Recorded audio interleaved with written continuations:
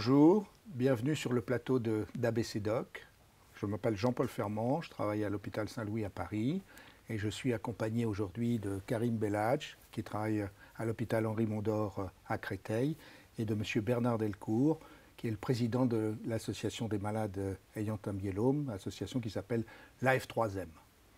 Notre propos aujourd'hui, c'est de vous parler des gammapathies monoclonales et plus particulièrement de la principale d'entre elles, une maladie qui s'appelle le myélome. Alors pour rentrer dans le sujet, je crois qu'il faut donner quelques éléments concernant le fonctionnement du système immunitaire. Le système immunitaire, c'est le système qui nous permet de nous défendre contre l'étranger et en particulier contre les infections, contre les agents infectieux. Et ce système immunitaire, il utilise un moyen principal qui est de fabriquer des protéines crochets. Dans notre sang, on a des sucres, des graisses et des protéines. Et dans les protéines, il y a différentes familles. Il y a l'albumine et il y a d'autres constituants. Et il y a une famille de protéines crochets qu'on appelle les immunoglobulines ou anticorps. Et pour nous défendre contre les microbes, étant donné qu'il y a beaucoup de microbes qui peuvent nous agresser, qu'il y a une grande diversité, le système immunitaire ne fabrique pas un seul crochet, mais toute une famille, tout un ensemble de crochets, un stock de crochets qui renouvelle en permanence. Et ce qui fabrique ce stock de crochets, ce sont des cellules spécialisées appartenant au système immunitaire, qui sont essentiellement dans la moelle osseuse, également dans les ganglions. Et ces cellules, une cellule fait un crochet, celle d'à côté fait un autre, la troisième un troisième, et ce système se renouvelle en permanence. Et quand un système tourne comme ça, il y a des accidents. Et la survenue d'un accident fait qu'une de ces cellules se reproduit à son image. D'une, elle fait 2, de 2, elle fait 4, 4, elle fait 8, ça s'appelle un clone. Et comme toutes les cellules du clone sont des jumeaux, fabriquent et synthétisent le même crochet, la même immunoglobuline, le même anticorps, on voit apparaître ce qu'on appelle une immunoglobuline monoclonale. On a un moyen simple d'étudier les protéines du sérum, qui est de les séparer par leur charge électrique, ça s'appelle l'électrophorèse. Et donc, quand il y a une tête qui dépasse, une immunoglobuline qui dépasse, sur l'électrophorèse apparaît un pic ou une bande étroite qui définit la présence d'une immunoglobuline monoclonale et qui définit donc ce qu'est une gammapathie monoclonale. C'est une situation fréquente, n'est-ce pas, Karim ? Surtout chez le patient âgé, enfin chez le sujet âgé, où passé 70 ans, 6 à 10% des sujets présentent cette immunoglobuline monoclonale.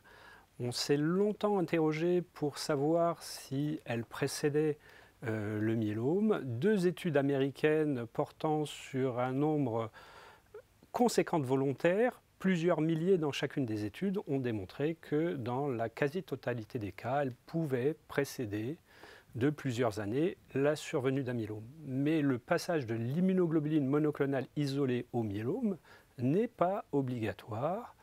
Le risque a été évalué à 1% par an sur 20 ans, ce qui est un risque inférieur au risque de développement du cancer du poumon, par exemple, chez le fumeur. Ça veut dire, Karim, que quand on a une immunoglobuline monoclonale, on n'a pas forcément une maladie maligne agressive. Pas du tout. Il est vraisemblable que la majorité des sujets qui ont cette immunoglobuline vont mourir d'autres affections, de vieillesse, et ne vont pas développer un myélome multiple. Il faut savoir qu'il y a quand même quelques facteurs favorisant la survenue d'une immunoglobuline monoclonale.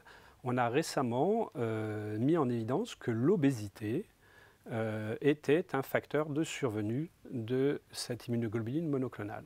Donc, dans la plupart des cas, on a donc le clone dont j'ai parlé tout à l'heure qui dort, qui produit l'immunoglobuline monoclonale, mais on a là simplement une anomalie biologique et ce n'est que dans une fraction de ces situations qu'on peut avoir une évolution vers une cellule du clone qui devient agressive pour l'environnement, qui détruit ce qu'il y a autour et qui définit l'apparition d'une vraie maladie. Et la maladie essentielle dans cette situation étant le myélome. Monsieur Delcourt, donc, puisque vous avez un myélome, comment l'a-t-on découvert? Est-ce qu'il y a eu cette étape de découverte juste d'un pic, d'une gamma-pathie monoclonale entre guillemets bénigne, ou ce qu'on préfère appeler aujourd'hui de signification indéterminée, puisqu'on sait qu'il y a un risque faible, mais indiscutable, d'évolution vers la maladie avérée? Oui, alors dans mon cas personnel, non. Je ne sais pas quand ce clone dormant s'est installé chez moi. Simplement, une de mes passions, c'était de la course à pied. J'aimais pratiquer des semi-marathons et à 2 fois, à 3 mois d'intervalle, j'ai été, si vous voulez, victime d'une infection sévère, un rhume qui s'est dégradé, qui a fini par une infection pulmonaire. Voilà. Et la 2e fois, mon médecin a trouvé, si vous voulez, ce tableau clinique un peu atypique et m'a encouragé à faire un check-up en hôpital. Et donc, alors que j'avais couru, si vous voulez, le samedi mes 20 km de préparation et que je m'apprêtais à courir un semi-marathon le samedi suivant, je me suis retrouvé le mardi soir à l'hôpital. Et le vendredi, j'avais l'annonce de mon diagnostic de myélome. Oui, donc les choses se sont passées très rapidement et sans que je n'ai cette période préliminaire en étant informé de ce clone dormant. Donc immunoglobuline monoclonale, le plus souvent, c'est une anomalie biologique. Parfois, malheureusement, la cellule qui a dysfonctionné, qui a déraillé, qui produit cette immunoglobuline monoclonale, est agressive pour l'environnement. Et dans le cas du myélome, cette cellule s'installe dans la moelle osseuse, où elle crée les conditions pour favoriser son développement, sa survie, sa multiplication, où elle freine tout ce qui est autour. Et ce qui est autour, la moelle osseuse, c'est le centre de fabrication des cellules du sang, en particulier des globules rouges. Donc elle entraîne une anémie, où elle diminue également le fonctionnement des autres cellules du système immunitaire, d'où un déficit de défense contre les infections, et où elle déséquilibre l'équilibre normal entre la fabrication de l'os par une cellule qu'on appelle l'ostéoblaste et la destruction de l'os par une autre cellule qu'on appelle l'ostéoclaste, aboutissant à créer des vrais trous dans l'os, une destruction osseuse qui caractérise les lésions que l'on observe au cours du myélome, lésions qui se voient au niveau du crâne, qui se voient au niveau des os longs, qui peuvent aboutir à des fractures, qui peuvent aboutir à également, si la cellule sort de son cadre osseux, à comprimer ce qui est autour et en particulier à des complications neurologiques potentiellement graves. Ce développement de cette cellule peut également entraîner des complications rénales, mais avant cela, peut-être que cette mise en place montre les différents symptômes de la maladie. Alors le maître symptôme, le symptôme le plus fréquent, c'est la douleur. C'est essentiellement une douleur osseuse, plus particulièrement du squelette axial, la colonne vertébrale, les côtes, le bassin. À côté de ce symptôme, comme l'a dit monsieur, les circonstances inaugurales peuvent être un syndrome infectieux, et notamment des infections respiratoires. Et dans certains cas, il peut s'agir de complications rénales, d'insuffisance rénale, ou de complications neurologiques. Il faut savoir que l'élimination des chaînes légères des immunoglobulines peut, dans certaines conditions, être perturbée par leur précipitation, et il y a des facteurs qui conduisent à la précipitation qui sont la déshydratation, la diminution du flux rénal, l'élimination rénale. Et il faut savoir qu'il y a certains médicaments qui concourent à diminuer l'élimination rénale. Ce sont les inflammatoires non stéroïdiens notamment, et il est fréquent que chez un sujet âgé qui se plaint de douleurs osseuses, on ait tendance à avoir recours à ces médicaments. Donc il faut être très vigilant sur des douleurs nouvelles, importantes, et ne pas donner de façon systématique d'anti-inflammatoires en se disant on est peut-être devant de l'arthrose. Et ça, c'est important de ne pas avoir de recours systématique aux anti-inflammatoires non stéroïdiens qui peuvent donner des complications rénales dans cet état particulier. Donc, douleur, il y a aussi la fatigue et l'essoufflement, symptômes liés à l'anémie. Pardon, peut-être, oui, M. voilà. Delcourt, vous souhaitez... Je vous remercie. enfin, que j'étais, Que vous malheureusement. étiez? Donc c'est vrai qu'en vous entendant expliquer de façon très claire, voilà, il y a deux mots-clés qui sont pour moi, pour le malade, qui sont fatigue et douleur. Et bien évidemment, quand au quotidien la fatigue prend le dessus, quand au quotidien les douleurs prennent le dessus, la qualité de vie du malade en est vraiment atteinte. Et voilà. Et nous, si vous voulez, donc en tant que malade du myélome, et je représente, je dirais, une communauté à peu près de 20 000 malades en France, et dont 1 200, 1 300 sont adhérents à l'association F3Z. Voilà, notre souci, notre préoccupation, c'est la prise en charge de la qualité de vie et comment faire, si vous voulez, pour que la fatigue soit la plus atténuée possible, comment faire pour que les douleurs soient mieux prises en compte. C'est quand même deux éléments, si vous voulez, on a fait une enquête récemment qui ont montré qui gênaient vraiment le malade dans sa vie quotidienne. Donc, gamme-empathie monoclonale, le plus souvent, c'est une anomalie biologique qu'on peut surveiller. Myélome, parfois, c'est indiscutablement, ça on le comprend facilement en voyant tous ces symptômes qu'on vient de passer en revue, c'est une maladie grave, une maladie maligne, apparentée de la famille du cancer, où il y a une menace menace vitale à travers les infections, le rein, les compressions, etc. Ceci dit, et au cours des dernières années, fort heureusement, on a fait énormément de progrès dans le traitement du myélome. Et on a aujourd'hui les moyens de répondre un petit peu aux attentes que vient d'exprimer M. Delcourt, d'améliorer la survie des malades et d'améliorer aussi leur qualité de vie. Alors ça a pris plusieurs étapes, ça a été relativement vite finalement. Je dirais qu'au milieu du siècle dernier ou un peu après, on avait un seul médicament pratiquement. Ce médicament s'appelle l'Alkéran, peu importe.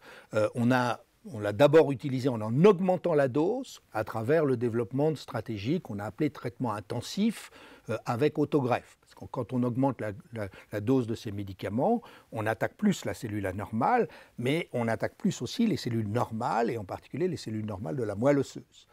Et c'est pour ça qu'on a dû définir des stratégies pour pallier, pour compenser cette destruction potentielle de la moelle osseuse, c'est-à-dire des cellules fabriquant les cellules du sang.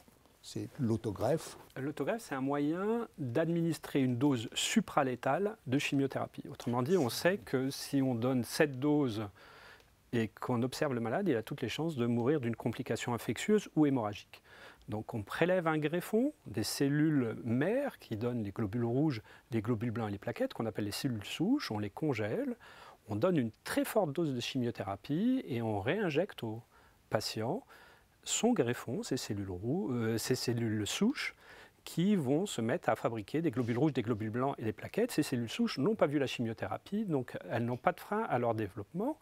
Et cet artifice a permis d'améliorer notablement les résultats du traitement. De 2 médicaments, on est passé actuellement à 10 à 12 médicaments actifs, avec l'apparition de 2 classes de médicaments fondamentales que sont les imides, avec le thalidomide et le revlimide, et les inhibiteurs du protéasome, dont le premier agent utilisé est le bortezomib ou Velcade. La stratégie de traitement n'a pas fondamentalement changé. Il y a une induction avec les anciens et les nouveaux agents, une intensification thérapeutique avec autogreffe de cellules souches périphériques. On a démontré récemment que faire une consolidation, c'est-à-dire 2 cycles à 3 cycles du traitement d'induction après l'autogreffe, améliorait notablement la qualité de la réponse. Et on s'interroge actuellement sur l'utilisation au long cours d'agents nouveaux tels que les imides et les inhibiteurs du protéasome pour conforter cette réponse. Dr Bellatch, cette stratégie donc avec autogreffe, qui s'est donc modifiée grâce à l'apport des nouveaux médicaments, et ce qui a permis de progresser, est-elle applicable à tout le monde, y compris à quelqu'un de très âgé? Alors, on définit le patient âgé dans le myélome quand on a 66 ans révolus. Donc on est jeune avant 66 ans, et cette stratégie d'intensification thérapeutique s'adresse aux patients de moins de 66 ans. Pour les patients de plus de 66 ans, on utilise les nouvelles drogues associées aux anciennes, à l'alkéran dont parlait le professeur Ferment et aux corticoïdes. Et l'association de ces nouvelles classes de médicaments aux anciens médicaments a notablement amélioré la survie pour les patients les plus âgés qui ont plus de 66 ans. Et on peut traiter ces malades jusqu'à un âge très très avancé. On traite des malades de 80, 85 ans, donc on n'a pas de frein au traitement des patients, quel que soit leur âge. Il faut rajouter, pour répondre aux attentes de M. Delcourt, que en parallèle à ces progrès dans donc, le traitement, la chimiothérapie, c'est-à-dire le traitement cherchant à attaquer la cellule anormale, on a fait aussi beaucoup de progrès, on a beaucoup amélioré la prise en charge des complications de la maladie, en particulier au niveau de l'os, où on a des médicaments qui freinent le système qui détruit l'os, l'anémie, on a l'érythropoïétine, etc. On a donc beaucoup progressé dans le traitement des complications de la maladie, et au total, donc, on a augmenté la survie grâce à la chimiothérapie et augmenté aussi la qualité de vie avec donc, la chimiothérapie, parce que quand elle permet d'obtenir une rémission, et c'est de plus en plus fréquent, cette rémission s'accompagne d'une amélioration des symptômes, d'un mieux-être, d'une disparition de la fatigue, d'une disparition des douleurs, et aussi donc avec les traitements associés.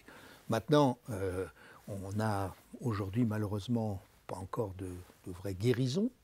Est-ce qu'on a des espoirs supplémentaires pour encore améliorer les choses? Alors, il faut savoir que cette maladie vit une véritable révolution sur le plan thérapeutique, qu'on invente un nouveau médicament tous les ans, que de nouvelles classes de médicaments arrivent, notamment des anticorps monoclonaux, pour lesquels on fonde les plus grands espoirs. Et le challenge, s'il n'est pas de guérir les malades, est de chroniciser la maladie au même titre que le diabète, qu'on n'arrive pas à guérir, et faire que le malade meure un jour, le plus tardivement possible, d'autre chose que de son myélome. Il y a aussi, dans ces progrès qu'on a faits, il y a aussi des progrès dans la compréhension de la maladie, et ces progrès dans la compréhension s'accompagnent évidemment de meilleures approches, de meilleures définitions des stratégies thérapeutiques, de meilleures définitions des outils, mais aussi donc de la façon de les utiliser. Et là, dans ce domaine-là, il y a eu également énormément d'avancées. Donc, maladie qui reste grave, mais pour laquelle on a aujourd'hui de plus en plus souvent des rémissions, je dirais presque toujours, et de plus en plus souvent des rémissions longues, et de plus en plus souvent des rémissions de longue durée, et de qualité, et avec donc, comme vient de le dire le docteur Belladj, beaucoup d'espoir d'encore améliorer les choses, et à moyen terme, voire à court terme. Est-ce que ce tableau, ces perspectives vous satisfont? Voilà, bien évidemment, cette perspective me satisfait. Je dirais, nous l'observons que l'allongement de la durée de vie après traitement est de plus en plus importante. Alors c'est vrai qu'il y a toujours des valeurs moyennes, et quand on est du bon côté de la courbe, c'est toujours plus favorable que quand on est du mauvais côté. Finalement, pour un malade de myélome, son espoir, c'est de mourir d'autre chose que le myélome. Et je vois que dans l'association, aujourd'hui, il y a des gens qui sont atteints, chez qui on a diagnostiqué un myélome actif depuis plus de 20 ans et qui sont encore parmi nous. Et malheureusement, certaines personnes, qui étant maintenant très âgées, sont décédées d'autre chose que d'un myélome. Et l'espoir aussi qu'on a, c'est de rentrer encore, d'avancer dans la compréhension des mécanismes et de comprendre justement pourquoi certains individus, certains malades ont accès à des rémissions très longues, pendant que d'autres sont réfractaires aux traitements qui sont proposés. Et voilà, et de remercier toute la communauté scientifique que vous représentez pour tout le travail qui a été accompli et qui reste encore à faire. Donc, pour conclure, une forte note d'espoir, et déjà d'espoir qui se concrétise aujourd'hui. Merci de votre attention.